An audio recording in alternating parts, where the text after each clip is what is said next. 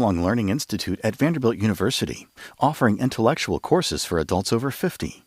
Learn more about the wide-ranging topics and full curriculum at vanderbilt.edu/OLLI. I'm Blake Farmer, and this is Nashville. Abstaining from alcohol is on the rise, and we're not just talking about dry January if you're participating. People are telling pollsters that they're done with drinking. For some, they've just migrated to mellowing out with THC, which is now much easier to get. But many are making the move because they've seen or experienced the negative physical and mental effects associated with alcohol consumption. And the market's responding, as we'll talk about today. Only in the last few years did you start hearing of mocktails if you're at a restaurant. Now, it seems like waiters are sure to highlight their NA options, even as they're going down the long list of wines or the cocktail menu. We're going to get started today with Dr. Michael Caldwell. He's the former chief medical officer of Nashville. And in fact, I think last time we were together, it was in a haunted house, a story for another day. Yes, it was. Well, it was back in COVID times when we were trying to see, is there a way to open haunted houses safely in 2020? And indeed, at least a few did. But you're now at Meharry Medical College where, I don't know, I almost want to call you Mr. Dry January over there. What's your title? Yeah, my title is the Chief Medical Officer for Dry January USA, and you could learn more at dryjanuaryusa.org. Well, and we will talk about that Meharry is basically the owner of Dry January USA for the time being. Quick reminder, we are streaming at youtube.com/@WPLN. If you're watching, this issue is kind of what I like to call a talker. So if you've got thoughts, we're not taking phone calls today, but you're welcome to jump in the chat with your experience, whether it's about Dry January or limiting alcohol. We'd love to hear your thoughts, and I'll try to work them on the air as Tasha maybe hits me with some Slack messages here. Well, when did promoting alcohol-free living kind of become your mission? I've been devoted to public health and tobacco control for most of my career, and I saw in the last 10 years the evidence piling up about alcohol not being something that you should have. The misnomer that one drink of alcohol a day was good for you now, I think, has ended. And now we may be able to say one drink a day may not be so bad, but it certainly is not good. And people know that less alcohol in your life makes your life better. Yeah. Well, you've said that alcohol's at this 1964 tobacco moment. What do you mean? Well, at that time, most people did not realize that tobacco was a risk factor for cancer.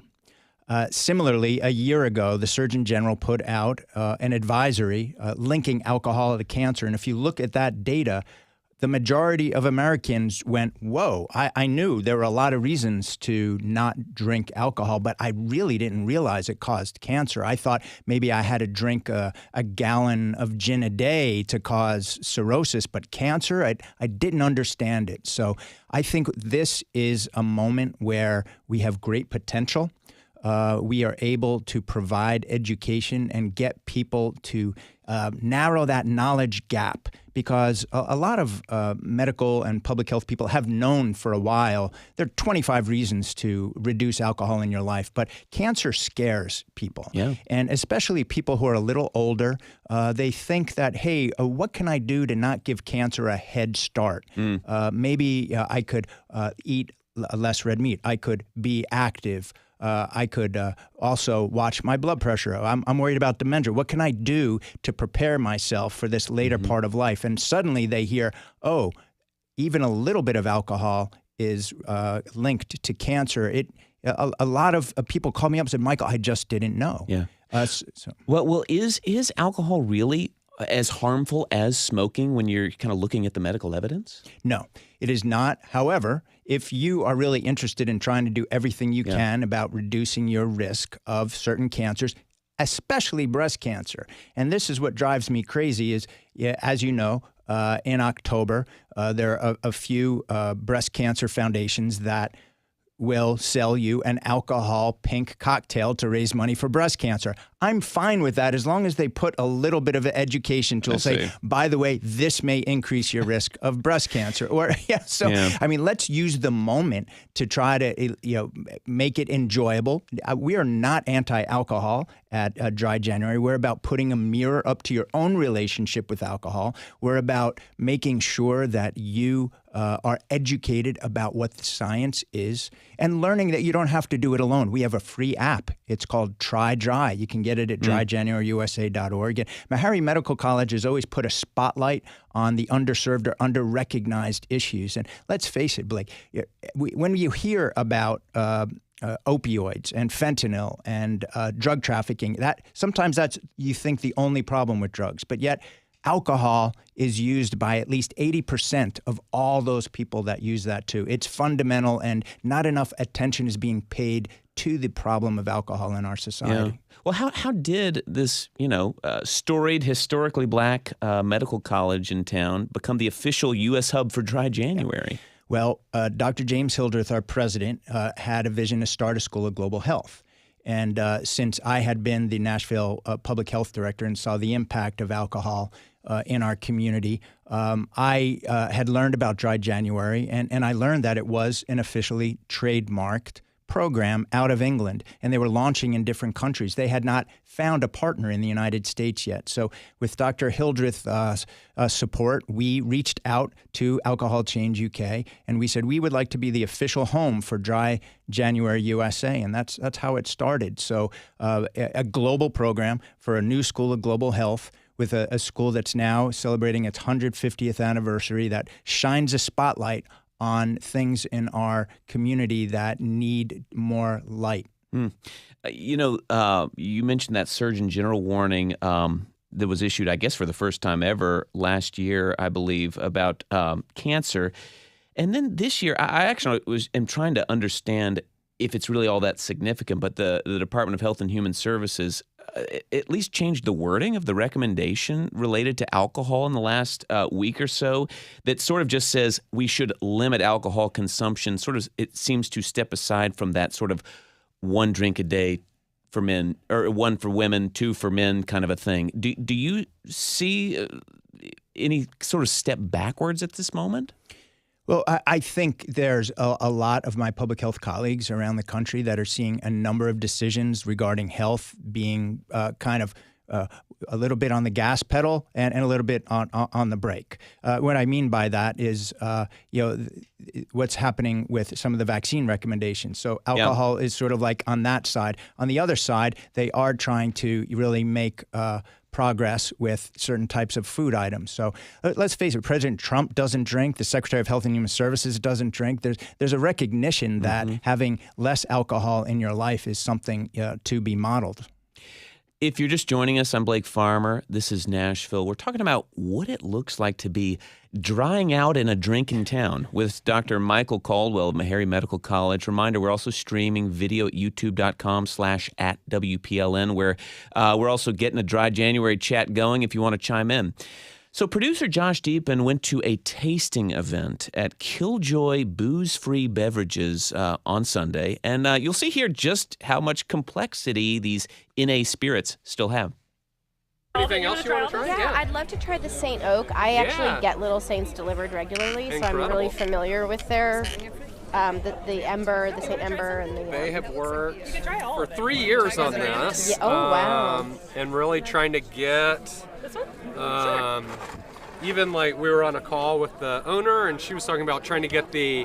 She was like, we had one that was really good at the back tongue feeling, but our bartenders didn't like the front of the tongue feeling, so we had to reformulate the whole thing. And you're like, okay, great. Yeah, they really worked hard. But Little Saints is just so good about sourcing ethical and just like really good ingredients. So.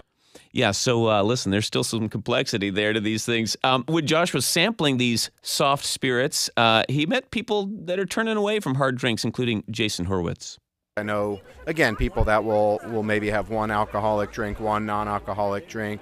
It seems to be in a trend of wellness. I know that's an overused term, but people just kind of wanting to wake up feeling a little better and not groggy or hungover and whatnot. So it's just a good option again versus a water or a soda to have these type of products. But personally, just kind of feel better physically, mentally, kind of scaling back on certain substances, as it were. Certain substances. Jason wanted to feel better in the morning. So joining us now is the owner of Killjoy, Stephanie Styll. Welcome to This Is Nashville. Thanks so much for having me. And Ian Cox of Milestone Brands, who launched a zero alcohol version of their butterfly pea-infused Empress gin, which is like an indigo blue. It's beautiful. But Ian, welcome to This Is Nashville. Thanks for having me. Excited to be here. Well, Stephanie, start with the name Killjoy. Is this like buzzkill? Yeah, I mean, I just thought it was a funny name for a shop that didn't sell alcohol. I think it's a funny name too, and I've heard that from many folks who've heard me say the name aloud. So we're going to keep it rolling today. What's the story of Empress Gin? So Empress Gin's been around as a whole with the Indigo Gin for about 7-8 years now. Yeah. Joined the Milestone family in 2022, and it's just been a really exciting brand to work with and sell over the years. So Milestone acquired the alcoholic version of of Empress Gin, and then why the decision to make an NA version? Well, the liquor industry as a whole is generally a copycat industry. And you look at trends and you see where they're going. And, as everyone's mentioned, drinking is down over the years. And, I think the peak of COVID, people took a step back and said, hey, we need to slow down, right? COVID was a boom for the liquor industry. And so we started developing this. So, but you're saying it was a boom for the liquor industry. And you're saying when you're talking like what should we be doing, you're seeing those numbers go down and saying even just there's a business case for going NA. Absolutely. There's a business case for expanding your portfolio and giving people options. At the tasting event we did at Killjoy, I had multiple people running over to us, absolutely excited and just really grateful that we came out with our 0.0 because they loved Empress Gin. It was something they drank, and they missed being able to enjoy it. If you're watching on YouTube, join Infinite Valence, who's always commenting. Thank you, Infinite Valence, who says, I love the idea behind mocktails, but I already struggle with sugar. Rye on the rocks remains my go-to when I do choose a drink. Well, there you go. So we'll see if we can get the sugar out of mocktails, but you got to have something in there or you're going to really kill the joy. So does Killjoy sell this 0% gin that we're talking about, the Empress? Yes, we do. What do you all carry? Like, what do you find that people are buying? Sure. So a lot of people are confused about what's in our shop until they come in. So we encourage everybody to come in, but we sell wine, spirits, beers, and functional beverages. Okay. Everything is non-alcoholic. So we have Empress Gin, but we also have, 50 other types of spirits. The one that he was talking about in that clip is a non-alcoholic whiskey that's also infused with adaptogens. It has lion's mane, reishi mushrooms, and damiana in it. Oh, so it's got something interesting. There is no sugar. And there is no sugar. All right, Infinite Balance. We got you. Killjoy got you. So what's the what do people think they're coming in to buy at Killjoy if they don't know? I mean, well, it was interesting because I had a reporter from Channel 4 come the other day, and he was like, I literally thought there was going to be like sodas in here. I see. Oh, they thought it was soft drinks. Yeah. Like people are not aware that, when you come into our shop, we have 60 different kinds of de-alcoholized wine. Wow. If you like wine and you like a certain type of wine, we probably have something that's going to help you scratch that itch. Or if you're hosting, a dinner party and you're serving a nice Chardonnay with your meal, maybe provide a non-alcoholic option. Ian, I wonder, since you kind of have, your company's based in Austin, you work in several different states. Like, can you tell how Nashville's, I don't know if NA market is the right way to talk about it, but like, is the demand for non-alcoholic options comparable to what you find elsewhere?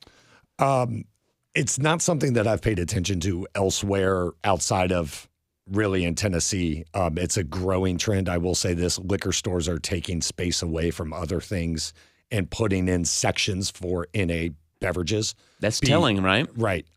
Grocery stores are doing it. You've got stores like Killjoy that are offering that space. They saw a need and they're filling it and doing a great job, by the way. We love your stores. And so it really is something where you're seeing the rise of it and everybody's recognizing it. Bars and restaurants are taking menu space and putting non-alcoholic options on their menus, which, being someone who I ran restaurants for years, that menu space, that's a valuable space. It's limited.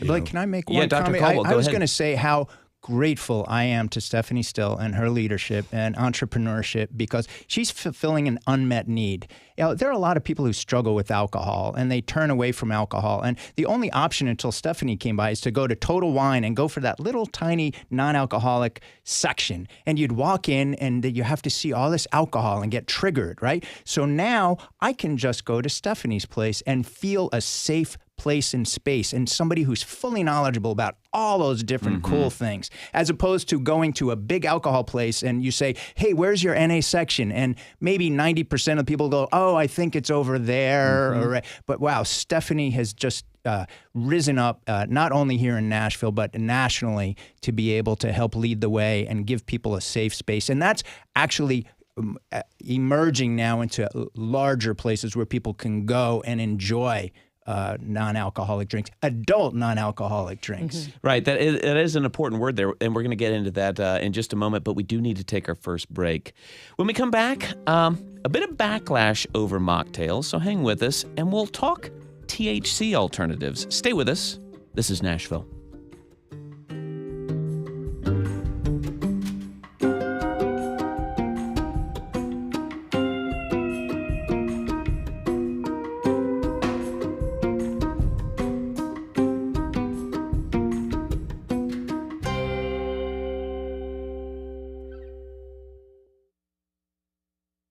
Funding for This Is Nashville comes from you, our listeners. And Curry Ingram Academy, a junior kindergarten through 12 school, working to help students with learning differences reach their full potential through an individualized, structured, multisensory approach. Learn more at curryingram.org. And Tennessee Donor Services, supporting families and honoring those who give the gift of life through organ, eye, and tissue donation. Register online at donatelifetn.org. And Gwen, committed to making tougher, quieter, cleaner HVACs with self-cleaning and variable voltage. Built to work almost anywhere. Backed by 12-year parts with 7-year labor and refrigerant warranty. No matter who installs it. More at gwinhvac.com. More people die from tuberculosis each year in India than anywhere else in the world. 1.5 million people die of TB every year globally. Of these, about 27%, are in India alone. Now, innovations in TB diagnosis are giving doctors their hope that patients will receive proper care sooner. That's next time on The World. This afternoon at 2 on 90.3 WPLN News. I'm Blake Farmer, and this is Nashville.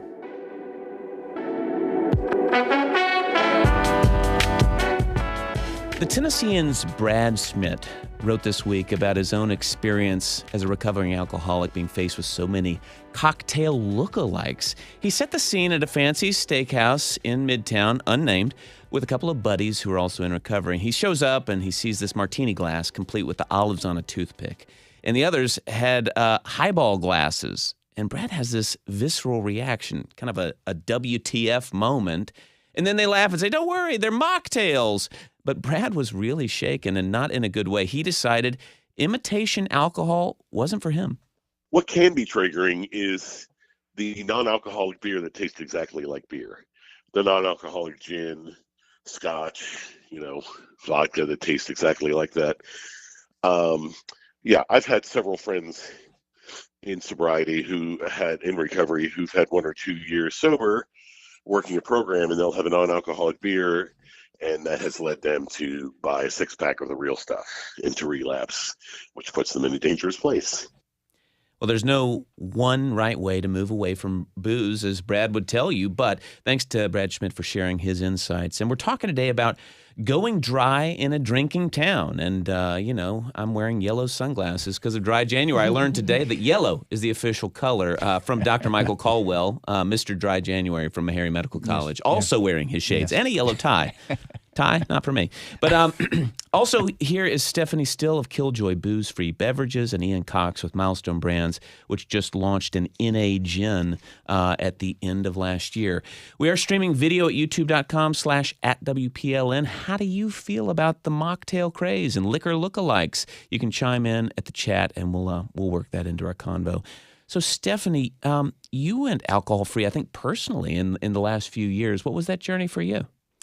I quit drinking in 2020. As everyone else was drinking more. Well, after drinking a lot more than towards the end of the year. It was a big year for me. At the beginning of the year, I was working at Hands On Nashville, and of course, there was the big tornado.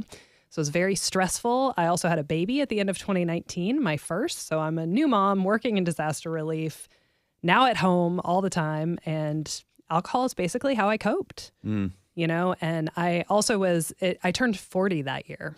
So I just realized I needed to make a change. You know, I definitely wasn't drinking in a healthy way. I had been drinking since I was in college in a pretty heavy way. So I'd been sober curious, I'd say, for about 5 years. And I finally, on my 40th birthday, decided to make the switch. Have you found, like Brad was saying, that even booze-free beverages can be a problem for some people in recovery? Well, so I did not go the traditional recovery route. Yeah. And I did attend a few AA meetings in the beginning, but I really didn't feel like it was for me. And in the AA model, they tell people, do not drink this stuff. So in general, you know, Killjoy does a lot of community events, and we don't reach out to the recovery community. I don't consider that my target audience. It is more people who are trying to cut back or people who love, you know, red wine and want an alternative to that. And people who want to experience community in the way that they used to, but without alcohol. So we did a weekly bar night every Tuesday of last year. And Brad and his friends actually came out to that, which was awesome. And I love Brad.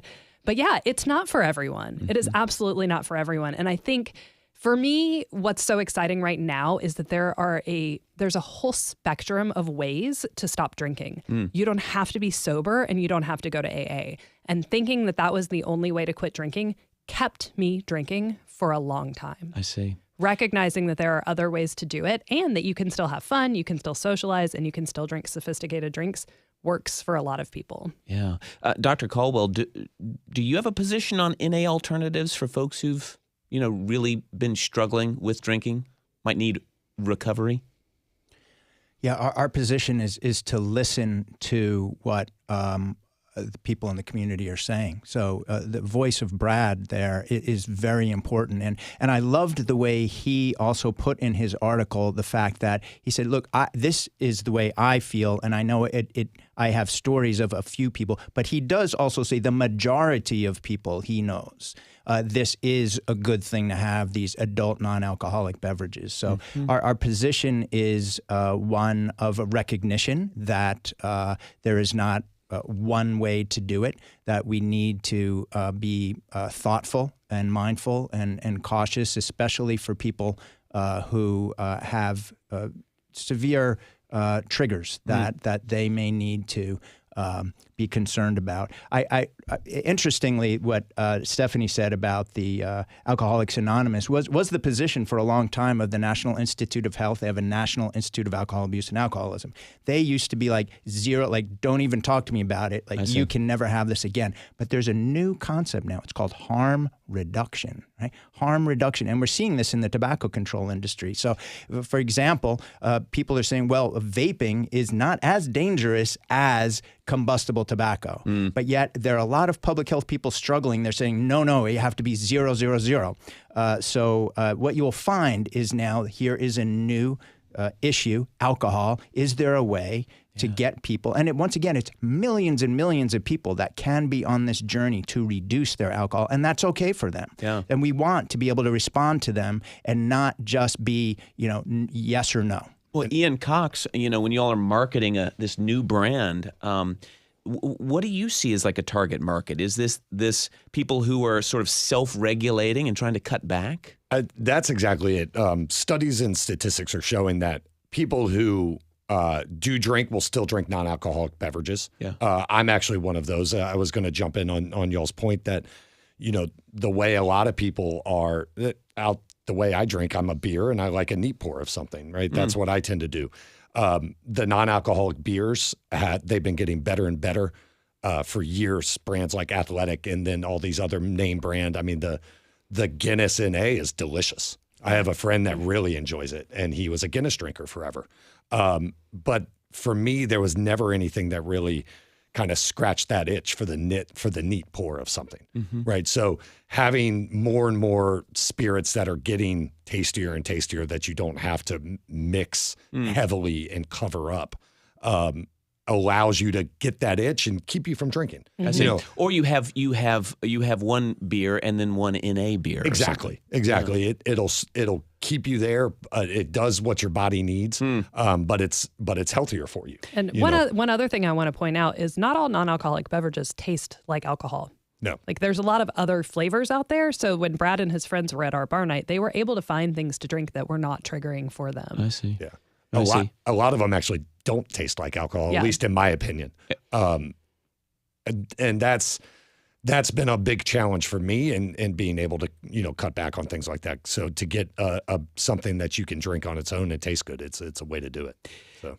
It's not just NA. A lot of folks are looking to THC instead of alcohol at times. Stephanie, how much of your customer base is trying out THC-infused drinks? Right now, about 30% of our sales are THC. Yeah. How are you able to sell THC drinks in Tennessee? You mean the legality of it? Anything that is hemp-derived is federally legal through the Farm Bill. Yeah. So it's kind of a loophole. Can you tell if the drink was hemp-derived? They have analyses that are online that people could go into, but yes, I mean the distributors sell them to us. They're legal products.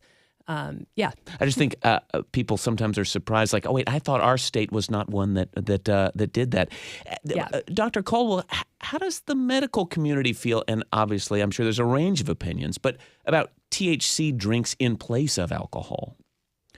Yeah, well, Dry January is silent on it. We are not in favor of it, but we're not actively opposed to it. We're monitoring it very carefully, as we are with THC in our whole society. What really is a concern for us is that it's kind of a wild west of marketing right now, and I think people are experimenting, and unfortunately, there are a range of products that may not, be following quite dosing and things like that. People are looking for other alternatives, and it's filled with potentially danger. Maybe not in drinks that and you feel like you know what you're drinking. That people like to get push the edge on this, and I would say please be very cautious, because then you never know what else may be in there. And we are having this big epidemic with other types of drugs. So just be careful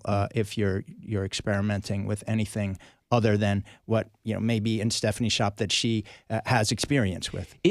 How do they measure dosing? That let's say you look at a beer or a wine or something, you would see like the gravity, the percentage of alcohol. How do you know about THC? It's very similar to ABV. There's like the 5 milligram is a very common dosage for a drink, which is very similar to like a 5% ABV beer. I see. And it's going to have a similar impact on people, but a lot of education needs to happen, because a can could have 2 milligrams, which is low. It could have 50 milligrams, which will do some crazy stuff to you. And I hear horror stories all the time about somebody who drinks one of those not realizing what the dosage is. Right. So I think one thing that we try really hard is to provide good education, and we have a lot of people who come in and want to try it for harm reduction reasons. I'm trying to drink less. I still need to get a buzz sometimes. How can I do that? And we recommend start with the lowest dosage. Right. If you're just tuning in, this is Nashville. I'm your host, Blake Farmer. We're talking about drying out in a drinking town. We also have this side discussion going on at youtube.com/@WPLN, where we stream video if you care to see us in our yellow garb today. You can also jump in the chat while you're watching there. B. Kamathi Media says, what's the price comparison between alcoholic and non-alcoholic drinks? Ian, what do you all see? We actually are line priced with our gin. As in, it's the same, whether it's got alcohol or not. It's the same, and the main reason is you have to figure out the way to, in our case with Empress, is to stabilize the color, because the alcohol was the stabilizer. Is that right? So we had to figure out a way to stabilize it so that's shelf stable. As a reminder, if you weren't listening, the Empress gin is a bright, bright's maybe not the word. It's almost like a deep blue. Right, vibrant blue. As Okay, we like to say. vibrant blue. How about like at Killjoy? Well, I guess you don't have alcoholic drinks, so. No, but the prices are very similar. I see. You can expect it's $10.99 for the 6-pack or whatever is in general. Yeah. Yes, and most of our wines and beers are de-alcoholized, so they like make wine and then they take the alcohol out of it. So in other it's words, you might think it's more expensive plus an extra step. Wow. Okay, that's helpful because I think a lot of people think, oh, it doesn't have alcohol, it must be cheaper, and it's probably more expensive to make. Yeah, it's about the same. It's about the same. Well, let's talk about drinking culture, and not really like the party culture of Lower Broadway in Nashville, but kind of like the let's go grab a drink kind of culture, sort of that social lubrication that alcohol often provides. Dr. Caldwell, I'm thinking of like the music industry, like maybe deals getting done over drinks or connections made. I wonder what you've seen of maybe people's difficulty here in town of navigating the business world when you're trying to abstain. Well, Dry January does offer sort of a benevolent way to say, I'm doing that this month. Or you could also say, I'm in training for some athletic event that people will kind of forgive that. So there are ways actually that we like people to know if you're in situations like that you need to have some kind of explanations that make it seem okay for you to abstain. It's fine. But there's no question that the music industry, the food and beverage industry, even the healthcare industry, a lot of industries and entrepreneurship in Nashville suffer from higher rates of addiction and alcoholism than anything else. So we have to understand that it is a big problem, and we want to give people some type of opportunities for off-ramps. That's why we have Yellow too. Is just you may not be doing Dry January, but at least maybe you're supporting somebody to do it. We're trying to get less people to be able to make fun of people doing Dry January or supporting them. And let's face it, there are a lot of people who are sober that struggle, and every day is difficult for them not to drink. And we want to be able to stand with them and say, we stand with you in your challenges, and we support you in choosing no alcohol. But the music industry, the entrepreneurship community, I think it's a mixed bag. I've heard there's some artists that will not hire people to go on tour with them if they don't drink because they don't trust them. See, and I think that interesting. And I think that we need to understand that and hopefully just keep educating people and maybe being able to let people find other ways that they could feel a bond and trust people. Yeah. Well, Ian, I'm wondering about your all's gin. I mean, it looks the same on the shelf, let's say at the bar. Like, was there any intention of it almost being like you could order this and the people around you wouldn't know that you were ordering an NA drink? That's a lot of the intention of it. It looks the same. It tastes a little different, but it still holds its color and does the color change aspect that people really like about the butterfly pea flower with the Indigo gin. We made it very clear on the label 0.0, but to your point, so it doesn't get mixed up on the shelf. Very much. To your point about supporting people who are going through sobriety, the food and beverage industry, as you said, it has a very big connection with people having substance abuse problems. The industry as a whole has gotten very positive and responsive to someone saying, hey, I'm not drinking right now. They go, cool, great. Can I make you a mocktail? Can I make you a non-alcoholic option? What can we do to keep you here and included in our community and not making you feel shame about it? Where maybe 10, 15 years ago, it was, oh no, you're not going to be sober. Here, have a shot. We try not to do that anymore. Honestly, I've seen over the past 3 years, it's been a big part of our mission to change the culture around what it means to not drink. Right. And I've seen a massive shift in the way people look at you when you go out, when people order non-alcoholic beers or regular beers. Like, it's becoming very normalized. Yeah. And that was a big part of our mission. Well, what do you hear from customers, and even, I guess, your own experience, about kind of like that evolving social pressure? I mean, the fact that Dr. Caldwell's over here talking about needing to come up with some excuses if you need them. Is that still the case here? You know what? I'm so deeply immersed in the community that's on the other side of that. I mean, what I'm seeing is Ashley McBride is very publicly sober and has a bar downtown, that they do serve alcoholic drinks, but non-alcoholic is the focus. Yeah. And that represents a culture shift. Like, a culture shift is happening. And especially the younger you are, the more people have grown up with the concept that alcohol is not good for you. The more and it's kind of funny because they're also not really the people drinking Empress Gin. They're the ones coming in going, I want like something that tastes good, but they've never had a gin cocktail. You know what I mean? If you haven't ever had gin, you're probably not going to go for it. No, and they try it and they go, oh my gosh. It is funny enough. I found it more difficult than I realized it would be to hand sell non-alcoholic bottles of Empress Gin. Hand sell meaning what?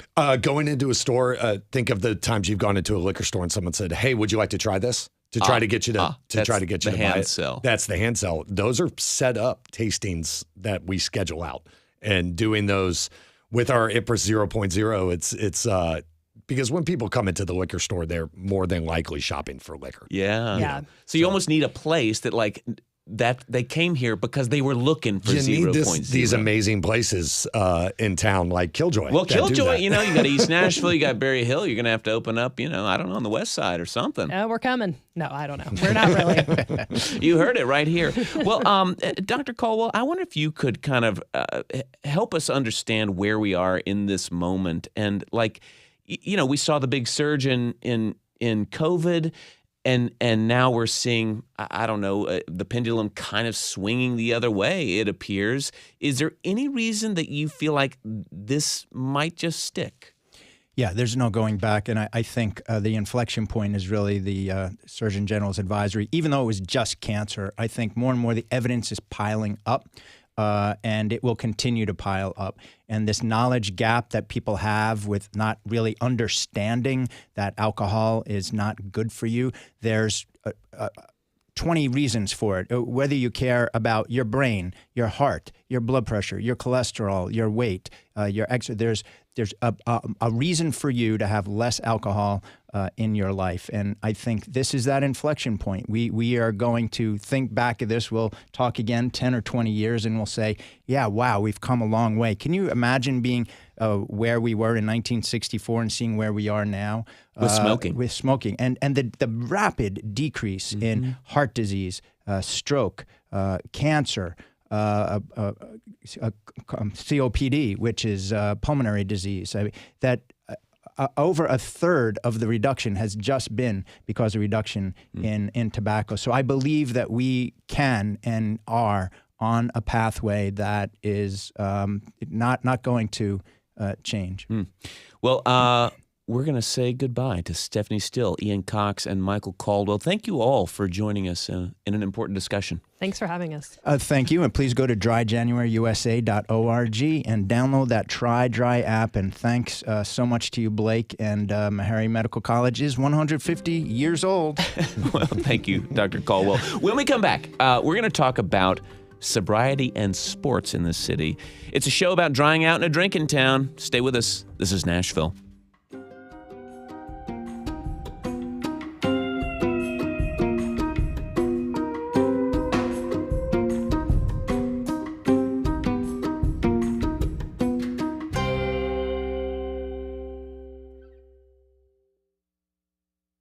Funding for This Is Nashville comes from you, our listeners, and Amazon, proud sponsor of WPLN's Daily Show, This Is Nashville, engaging our differences so we can discover our unity.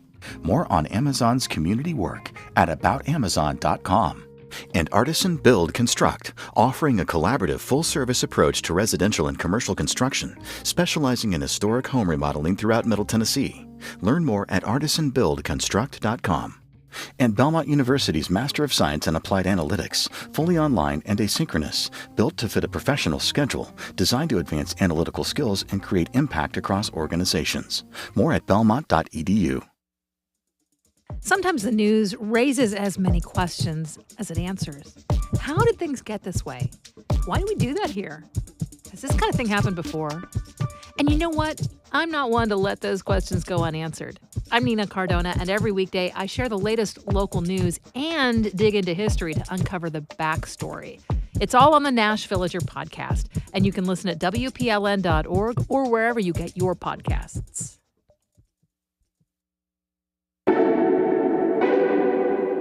I'm Blake Farmer, and this is Nashville.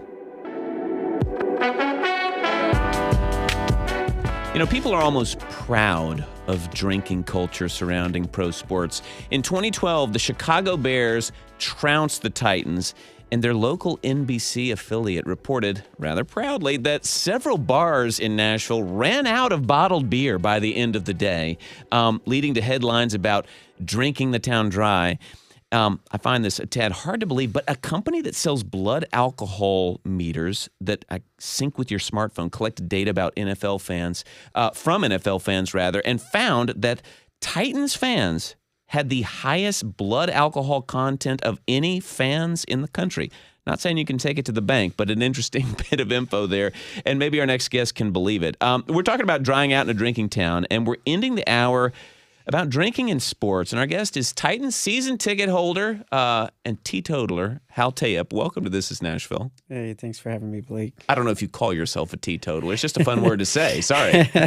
I'm a lifelong Titans fan, and those experiences at games are true to say that they have the highest BAC averages at these events. And it is an interesting place to be when you're sober for somebody who's never drank. Well, I remember going to a game when I was, probably my early 20s before I regularly drank beer, and I couldn't believe how much it cost. And I thought, who would buy these beers? They're so expensive. Anyway, and then I find myself standing in those lines now. But if you want to get in on this convo about drinking and sports, you can chime in at youtube.com/@WPLN, where you can also watch our video stream while you jump in on the chat. We'll try to work your questions or comments into the discussion. So, Hal, you are Muslim, part of our large Kurdish community here in town. Do most Kurds abstain from alcohol for religious reasons? Mostly, yes. Yeah. And a lot of it comes from the religion aspect of it as well. And then it kind of blends in with the culture at these sporting events or just out in general. Yeah. But the majority, yes, do abstinence. So as someone who doesn't drink, what do you notice about alcohol and the experience at a sports game like at Nissan Stadium? It just, the interactions they vary. And I've seen, the stadium full of fans around me drinking. And I think the biggest difference is the ability to watch the game, stay focused, the detail for somebody like me who enjoys football and the details and all that.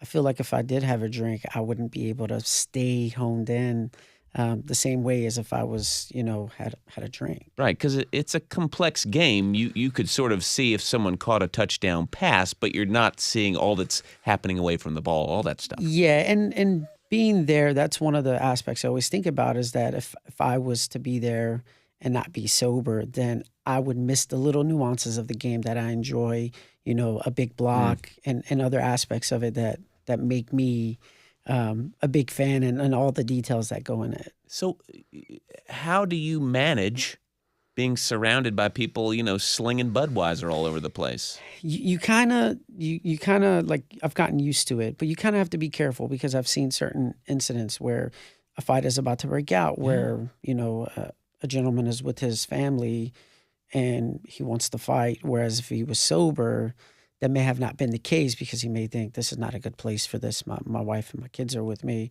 And I think it kind of, your perspective of it is a little different to say, if I was to drink, how would my behaviors change? Would I be able to focus or would I be angry? Would I be, zoned out? And I always think about that at these events. And I think folks who go to a sporting event, maybe with kids who are old enough to understand what's going on, you become much more aware of just how many people are acting at least on the verge of unruly because of that. Have you had any experiences with drunk fans? Me personally, I'm always I'm always thinking about that to say, okay, if I'm encountering somebody who has been drinking, I'm always careful to make sure that I'm not doing anything that could make them upset, as opposed to, a normal conversation. And sometimes they do vary, but not all the time. I've seen somebody who has a drink and has 2, 3, 4 beers throughout the game, and it's just different. But you're always thinking about it, and it's always in the back of your mind to say, make sure you don't do anything that's going to trigger an opposing fan, because Tennessee has one of those places where you have a lot of opposing fans. Oh, right. And they came they're on a trip. They've got like vacation vibes too. So they're just. Yes. So that's always something that I think about, is saying, okay, I have to be careful here. And not saying it can't happen to somebody who's completely sober, but I've seen it more likely with somebody who has been drinking. Name a team. Who seems to be the drunkest traveling fans? The Raiders was one that was always. Really? Yeah, when the Raiders came into town, that was an interesting experience, and notoriously known for unruly behavior. Right. But that was one where that was kind of different. I've done some away games when San Diego was still at Colcom down in San Diego. Yeah. They had a parking lot full of tailgates, and people were blacked out drunk walking into the game. I was like, this is crazy. Oh, starting off on a bad foot. Yeah, it's set up for that, but it was interesting, definitely. If you're just tuning in, this is Nashville. I'm Blake Farmer. If you want to chime in on our discussion about drying out in a drinking town, there's a chat going at the video stream, youtube.com/@WPLN. I'm with Titan season ticket holder and diehard, not a fair weather fan, Hal Tayip, who does not imbibe. Have you ever heard of Section Yellow in Green Bay? I hate to make this a quiz, but anyway, it's yellow. And I only learned this in prepping for this show, but apparently there's now like 14 teams, though I don't think the Titans yet, that have started these like sober sections.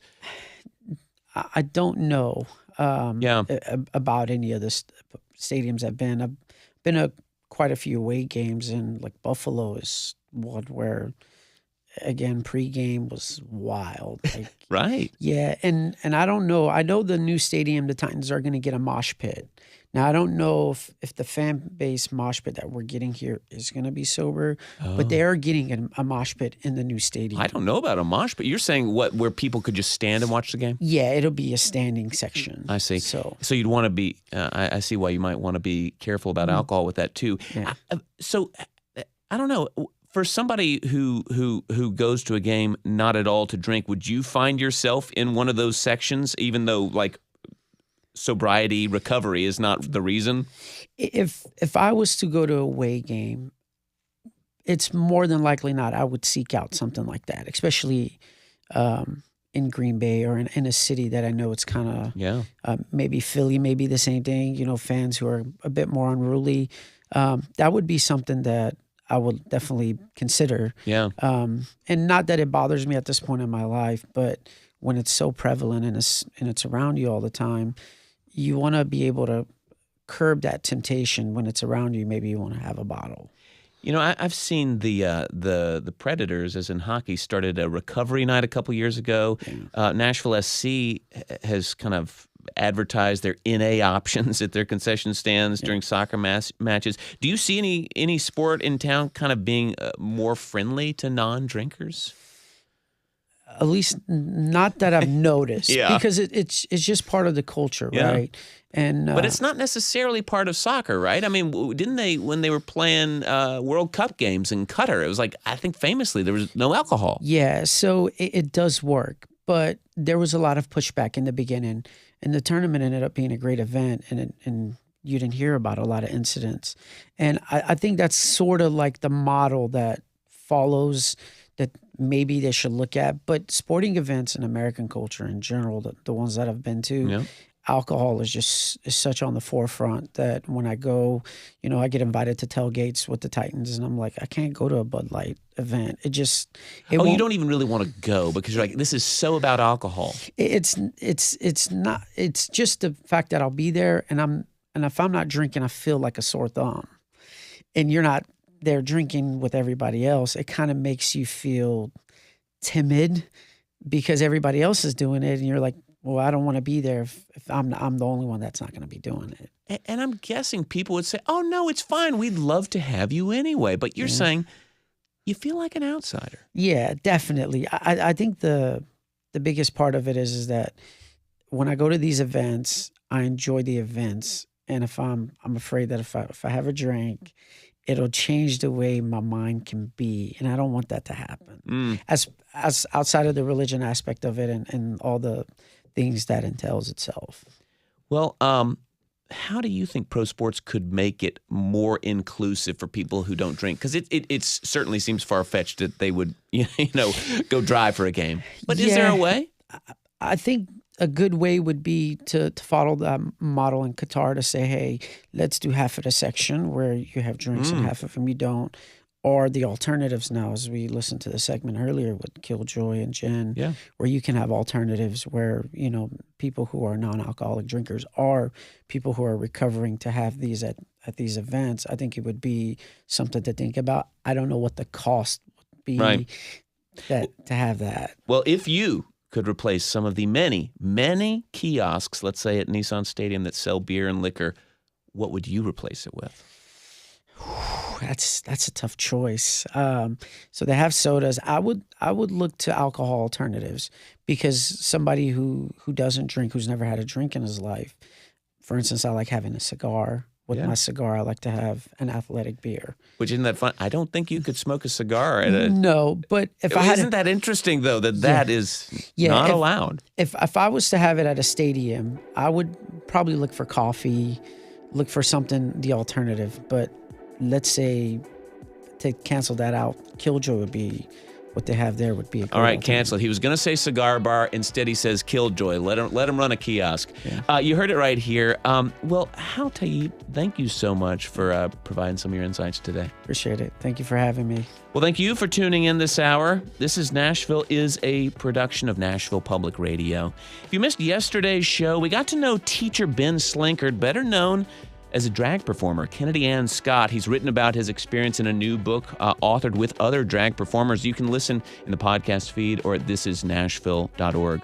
Today's episode was produced lovingly by Josh Deepen, directed by Tasha A.F. Limley. Our board operator is Liv Lombardi. The masterminds behind our theme music are Larange and Namir Blade.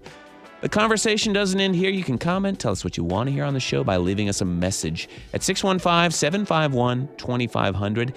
You can also find us on Instagram, and we're starting something new this year, looking for quick videos of things that are quintessentially or uniquely Nashville, like, the line out the door at all hours at Baja Burrito, at least the hours are open. Tag us at This Is Nashville. I'm Blake Farmer. Go in peace.